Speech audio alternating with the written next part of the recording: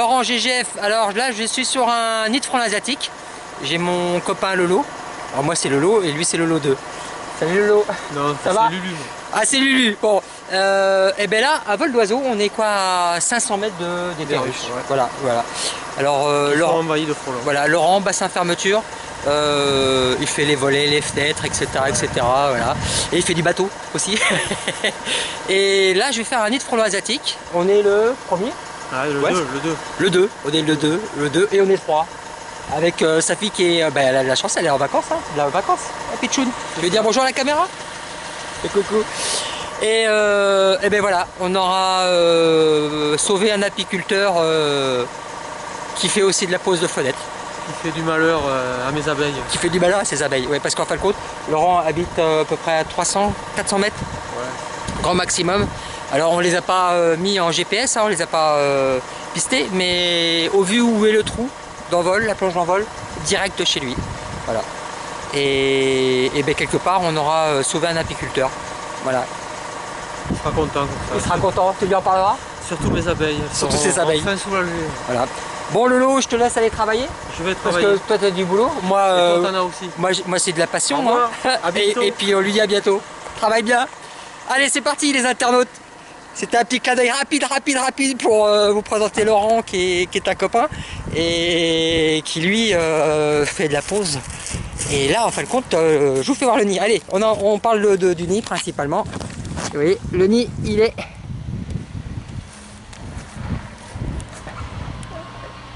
là-haut.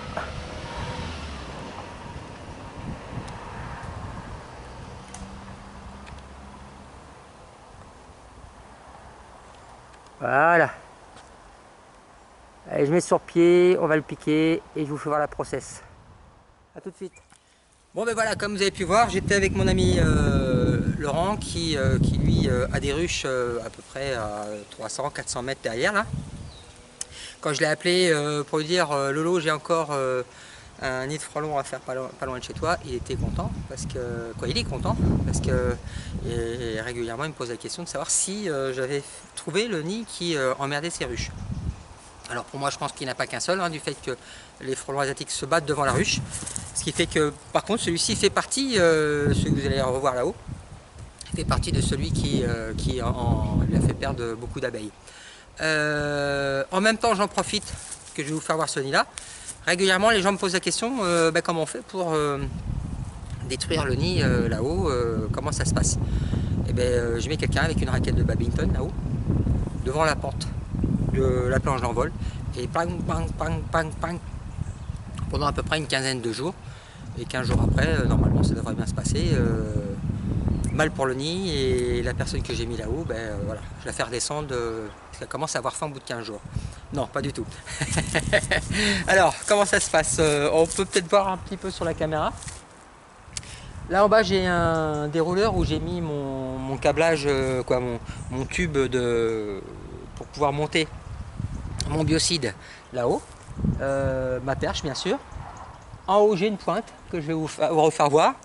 Et je mets mon matériel sous pression dans une bonbonne. Je le branche à mon dérouleur et j'injecte le produit qui est en poudre là-haut. Pas de liquide, que de la poudre.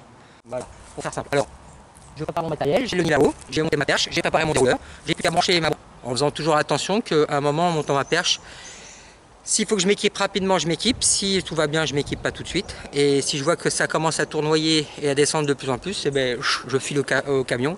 Je prends la tenue simple ou haute sécurité, je m'équipe et je fais la destruction du nid. Voilà. Je vous fais le longement de la perche. Et là j'ai calculé, il y a 7, 8, 9, 10, 12, 13, 14, 15, 16, 17, 18. Ouais, il est à peu près à 19 mètres de haut. Voilà. Ce qui n'est pas encore très haut, hein. Avec le matériel que j'ai, je peux monter jusqu'à 30 et j'ai fait jusqu'à 36 mètres, perche plus le machin, mais je compte racheter des brins parce que bientôt on va voir le salon pour les professionnels qui va être sur Paris d'ici 3 semaines à peu près ou 15 jours si je ne me trompe pas, et ça sera l'occasion pour moi d'affiner l'achat de mon matériel. Fini de parler, je vous fais voir, je passe derrière. Voilà, je refais un zoom sur le départ d'en bas, sur le chêne. Alors là, c'est un nid qui est placé et qui, il faut le dégager, déjà pour deux raisons. La première, c'est parce que l'élagueur doit venir s'occuper de faire une beauté à l'arbre. Et deuxièmement, qui est la raison presque principale pour moi, c'est d'avoir sauvé les abeilles de mon ami Laurent.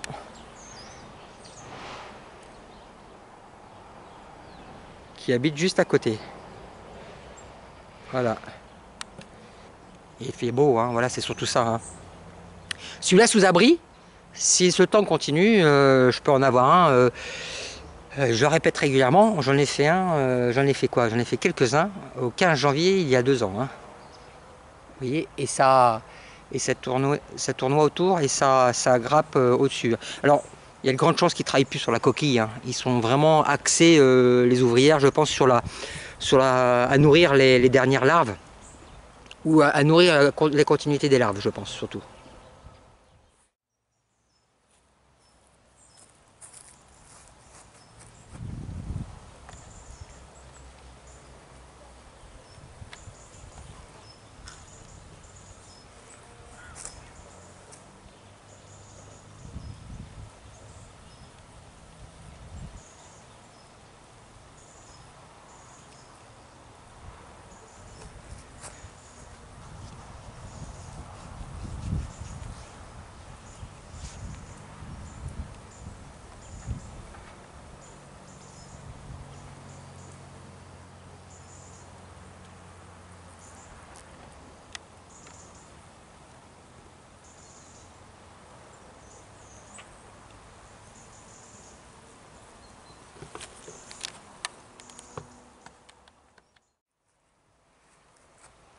Ça vous permet de vous rendre compte que malgré les 3-4 jours de froid qu'on a eu la semaine dernière, ça ne les a pas arrêtés. Hein. Surtout qu'en plus, là je suis au zoom maximal, parce que je suis à peu plus de 20 mètres du nid.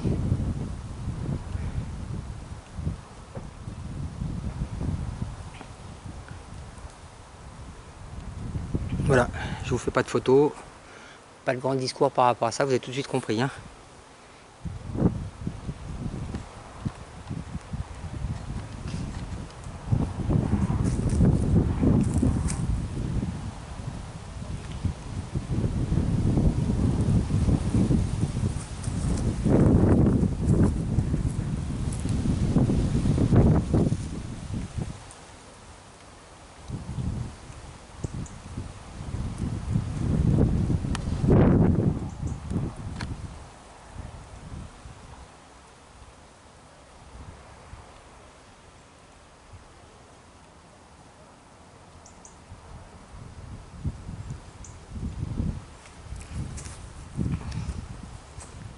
Alors pour donner un petit peu d'explication, la dernière fois quand on s'est vu avec mon pote Bassin Fermeture là à côté de chez lui, je lui ai dit moi j'ai mis des bouteilles à plat avec un petit trou sur le haut et je pense qu'il mettra un petit commentaire sur YouTube pour dire que savoir si ça lui a servi.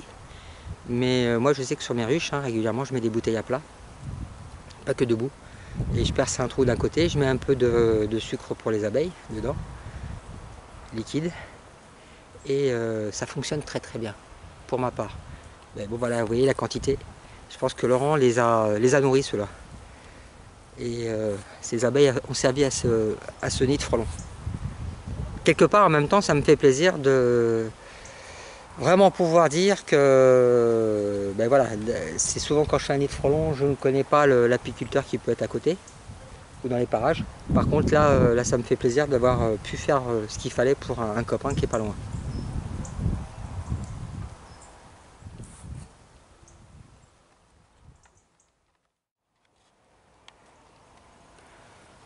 Allez, voilà, je reviens sur mon nid. Pour faire simple, en fin de compte, je voulais casser un petit peu la coquille pour que les frelons qui étaient encore dedans tombent et que les oiseaux aillent rapidement manger ce qu'il y a à l'intérieur. Et vous allez voir, je vais bouger la perche et j'ai à peine cassé la coquille que sur lequel le nid était, c'était une branche morte. C'est-à-dire que là, il s'est stabilisé sur la branche du dessous. Et vous allez voir, quand je vais secouer, on voit la branche morte bouger. C'est-à-dire qu'on aurait pu avoir un nid qui se fracasse par terre et qui cause des dommages. Voilà. Sachant que autour de moi, j'ai des habitations. Je vais vous bouger la bête, vous allez voir. Vous allez comprendre tout de suite.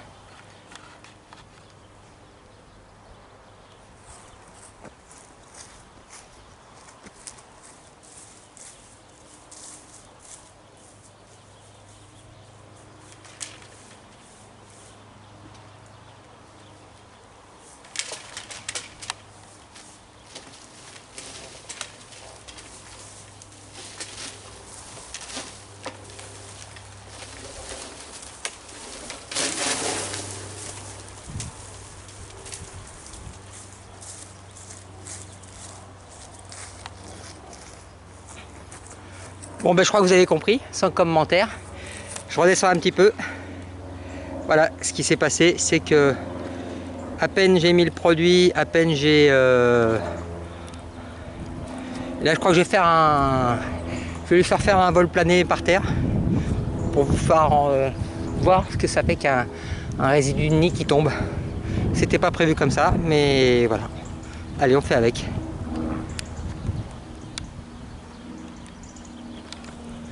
Et encore, on n'aura pas tout le... On n'aura pas le sol.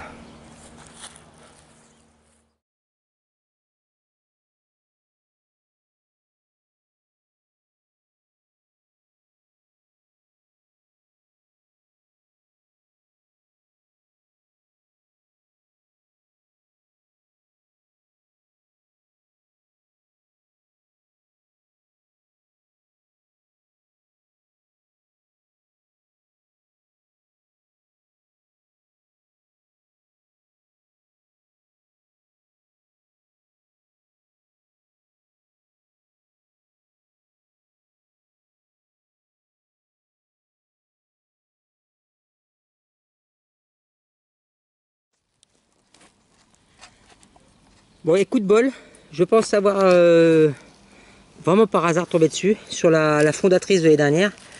Parce que souvent on dit que la fondatrice de l'année d'avant, elle est plutôt jaune. Et vous voyez, là, l'arrière de celle-ci. Voilà, ça c'est pour moi, c'est la fondatrice. Vraiment du bol, hein, parce que vous avez vu le nid à la hauteur où il est. Et regardez, voilà, un frelon de saison. Hop, que j'arrive à l'avoir. Je vais en prendre un autre. J'espère que vous allez arriver à reconnaître les deux. Voilà, un qui est vraiment jaune et elle est presque toute noire. Elle a même le bout de l'aile un peu abîmé. Je vais m'éloigner un petit peu parce que j'ai pas mal de frelons qui tombent. Ça serait intéressant que je vous le mette ça sur...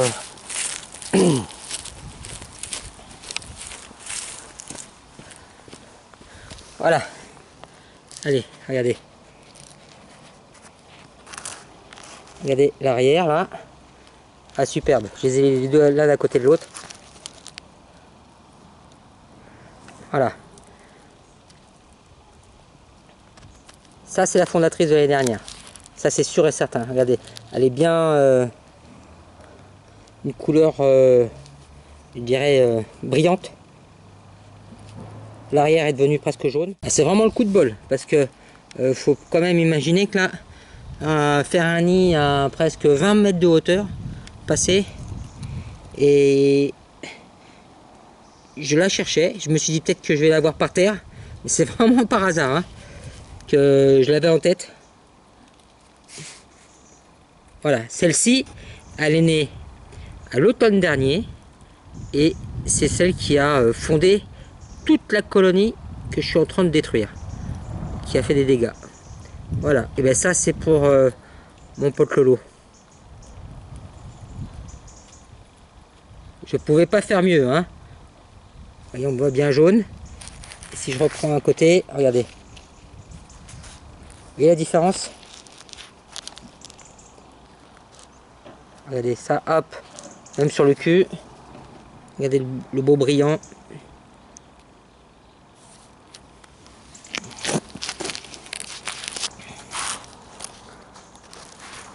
Je pense que j'ai même plus besoin de les tenir parce que là, elle a respiré le produit.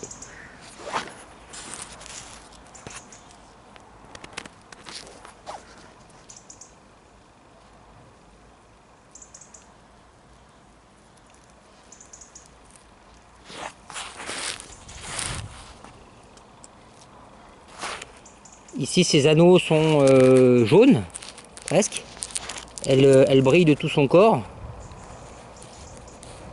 Et là, peut-être une future fondatrice pour l'année prochaine. Ou un mâle sexué, j'ai pas regardé. Mais c'était pas ma priorité aujourd'hui. C'était surtout là de vous faire voir. Voilà. En fin de saison, à quoi ressemble une fondatrice.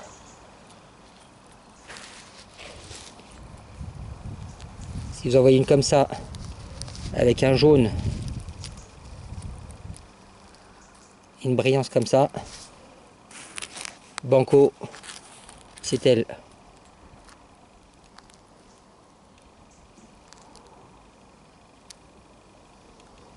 Ça, c'est de la bête de combat, ça. Hein.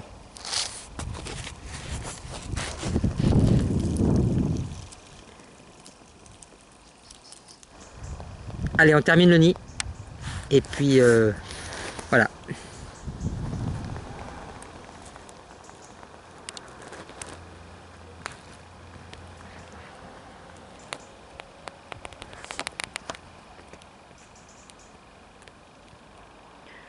Je laisse bien l'examiner sur toutes ces coutures.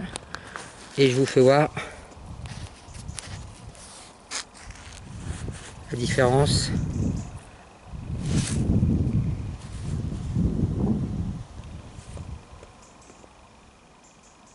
Voilà. Allez, ça va dans la boîte et on regardera. Je vais essayer de mettre une petite fin là-dessus, sur les chapelets d'œufs.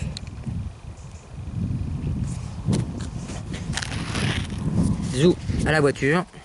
Allez, mon nid de frelon qui se trouve zou sur la branche qui est tombée. Et petite info, en fin de compte, ce nid-là, j'ai eu plus d'infos sur le nid que je suis en train de faire. Il avait déjà dégringolé de 2-3 mètres. Mais juste en tombant la tête en haut, en restant en haut et la tête et le bas vers le bas. C'est-à-dire qu'il n'a pas basculé sur lui-même et rien. Il était juste descendu de quelques étages. Et ben c'est pour ça que la branche était déjà cassée. Elle est bien cassée. Allez, il est où? Il est là. Je vais finir de le faire tomber. Hop. Vous n'aurez pas la totalité de la chute. Je vais mettre comme ça. Et vous le verrez descendre un petit peu plus bas.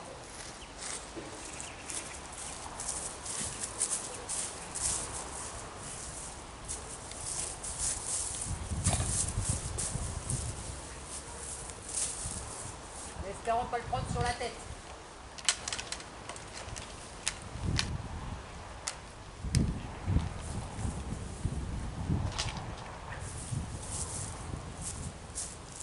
Quoique, allez, je vais vous le faire voir, essayer de vous le faire voir en entier. Là, je suis au plus court en termes de...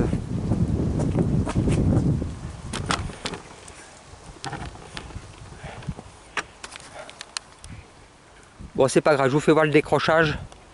Je mets comme ça. Je pense que vous avez compris la situation. Vous allez le voir passer. Est-ce qu'on voit le sol? Ah, ce qui serait bien, c'est que vous puissiez le voir en totalité. Et là, il y a le buisson qui me gêne.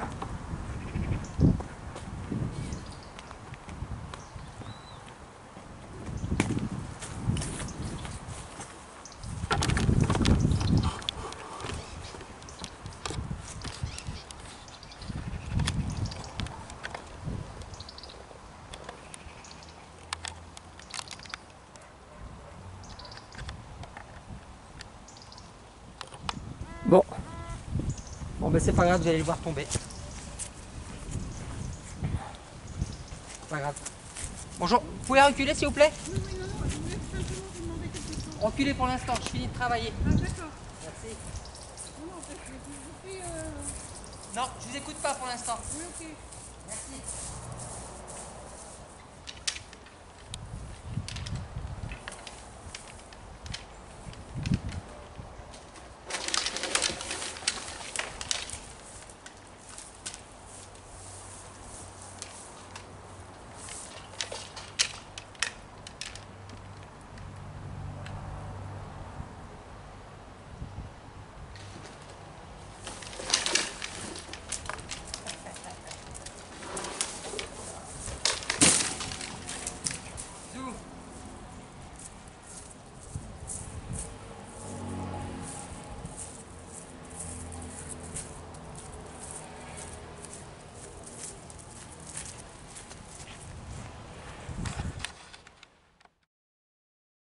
Bon ben voilà, j'ai pas eu le choix de le faire tomber. Voilà le bébé. Oh putain, ici, regardez. Quand il est tombé. Hop, vous imaginez un petit peu. Voilà. Là j'avais pas le choix de le faire tomber hein, parce que on aurait pu prendre des risques avec le poids qu'il fait, quelqu'un qui se le prend sur la tête. C'est sûr que les gens le soir quand ils rentrent du boulot, ils n'ont pas forcément un casque lourd. Hop. Voilà.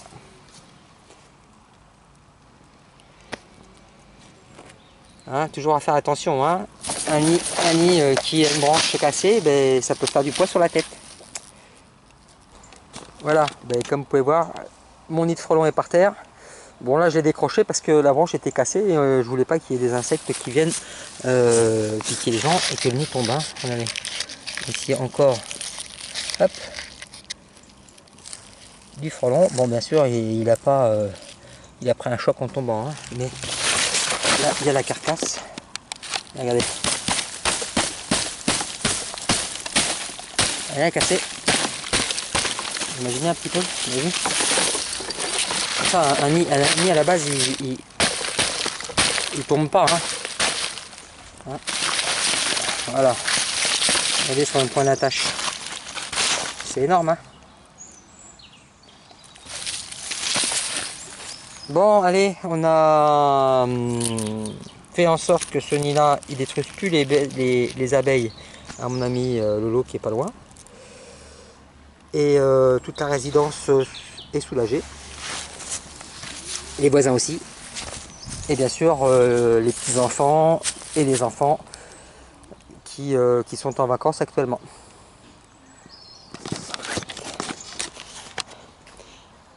On a fait demi-tour pour la caméra et je vous dis à bientôt pour le prochain nid de frelon asiatique. En européen, on n'en fera plus. Au vu de ce que j'ai vu il y a plusieurs semaines, les fondatrices ont déjà quitté les nids. Il doit en rester, mais très très peu. Là-dessus, c'est surtout l'asiatique qui fait durer le plaisir. Ciao!